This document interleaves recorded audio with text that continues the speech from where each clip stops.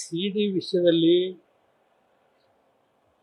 ಈಗಾಗಲೇ ತಾವೇ ಹೇಳಿದಂತ ರೀತಿಯಲ್ಲಿ ಮುಖ್ಯಮಂತ್ರಿಗಳು SITಗೆ ತನಿಖೆಗೆ ಆದೇಶ ಮಾಡಿದ್ದಾರೆ ಅಂತಕ್ಕಂಥ ಗಮನಿಸಿದ್ದೇನೆ.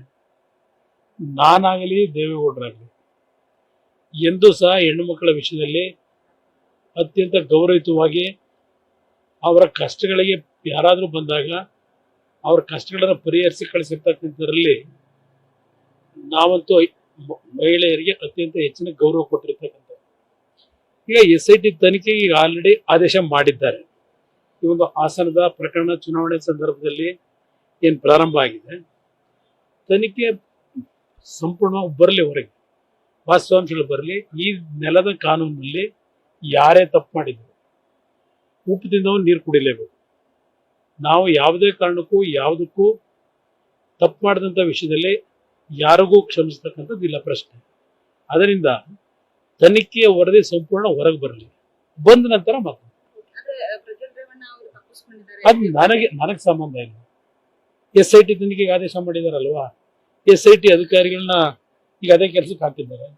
ಅವ್ರು ವಿದೇಶಕ್ಕೆ ಹೋಗಿ ಕರ್ಕೊಂಬರೋದು ಅವ್ರ ಜವಾಬ್ದಾರಿ. ನನಗೆ ಕೇಳಿದ್ರೆ ನಾನೇನು ಉತ್ತರ ಹೇಳಿ? ಅವ್ರು ಕರ್ಕೊಂಬರ್ತಾರೆ, ತಲೆ ಕೆಡಿಸ್ಕೊಬಿಡಿ ಅದಕ್ಕೆಲ್ಲ. ಹೊಸಪೇಟೆನಲ್ಲಿ ಮೋದಿಯವರ ರ್ಯಾಲಿನಲ್ಲಿ ಭಾಗವಹಿಸ್ತಾ ಇದ್ದಾರೆ. ಪ್ರಧಾನಮಂತ್ರಿಗಳ ರ್ಯಾಲಿನಲ್ಲಿ ಭಾಗವಹಿಸಿ ನಾಳೆ ಶಿವಮೊಗ್ಗದಲ್ಲಿ 3 ಕಡೆ ಸಭೆ ಇದೆ. ಅದಾದ ನಂತರ 30ನೇ ತಾರೀಕು ಕೋರ್ ಕಮಿಟಿ ಸಭೆ ಇದೆ. 1ನೇ ತಾರೀಕಿನಿಂದ 5ನೇ ತಾರೀಕಿನವರೆಗೆ ಕಲಬುರಗಿ, ಬೀದರು, ರಾಯಚೂರು, ಕೊಪ್ಪಳ ಮತ್ತೆ ಬಳ್ಳಾರಿ ಇಷ್ಟು ಭಾಗದ ಪ್ರವಾಸ. ಯಾವುದಕ್ಕೆ ನೋಡಿ, ಮುಖ್ಯ ಸರ್ಕಾರ ಕೇಳಿದ್ದೆಷ್ಟು? 18,000 ಕೋಟಿ ಅಲ್ಲ, ಫಸ್ಟ್ ಅವ್ರು ಕೇಳಿರೋದು 4,800 ಕೋಟಿ ಇನ್ಪುಟ್ ಸಬ್ಸಿಡಿಯನ್ನ ಆ ಒಂದು NDRF ಆಕ್ಟ್ ನಲ್ಲಿ ಏನಿದೆ ಅದನ್ನ ಕೊಟ್ಟರೆ ಸಾಕು ಅಂತಕ್ಕಂಥನೇ ಅವ್ರು ಹೇಳಿರೋದು ಪ್ರಾರಂಭದಲ್ಲಿ. ಈಗ ಅದೇನು 18,000 ಕೇಳಿದ್ದು 14,000 ಕೊರತೆ ಅಂತ ಹೇಳ್ತಿದ್ದಾರೆ. ಇದು ಇವರು ಕೇಂದ್ರ ಸರ್ಕಾರದ ಮೇಲೆ ಪದೇ ಪದೇ ಗೂಬೆ ಕೂರಿಸ್ಲಿಕ್ಕೆ ಮಾಡ್ತಾ ಇದ್ದಾರೆ. ನನಗಿರ್ತಕ್ಕಂಥ ಮಾಹಿತಿ, UPA ಸರ್ಕಾರ ಮನಮೋಹನ್ ಸಿಂಗ್ ಅವರ ನೇತೃತ್ವದಲ್ಲಿ ಅಧಿಕಾರದಲ್ಲಿದ್ದಾಗ 2004ರಿಂದ 2013ವರೆಗೆ ಏನು ಮನಮೋಹನ್ ಸಿಂಗ್ ಸರ್ಕಾರ, ಕಾಂಗ್ರೆಸ್ ಸರ್ಕಾರವೇ ಕೇಂದ್ರದಲ್ಲಿ ಆಡಳಿತದಲ್ಲಿದ್ರು. NDRF ನಿಂದ ಬರಗಾಲದ ವಿಷಯ ಸಂದರ್ಭದಲ್ಲಿ ಏನೊಂದು ಮನವಿಗಳನ್ನು ಮಾಡಿದ್ದಾರೆ. ಕರ್ನಾಟಕಕ್ಕೆ 8% NDRF ಹಣ ಕೊಟ್ಟಿದ್ದಾರೆ. 8%.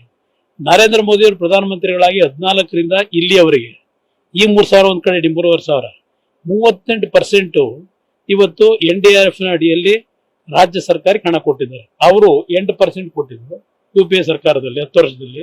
ಇವರು 8 ವರ್ಷಕ್ಕೆ 38% ಕೊಟ್ಟಿದ್ದಾರೆ.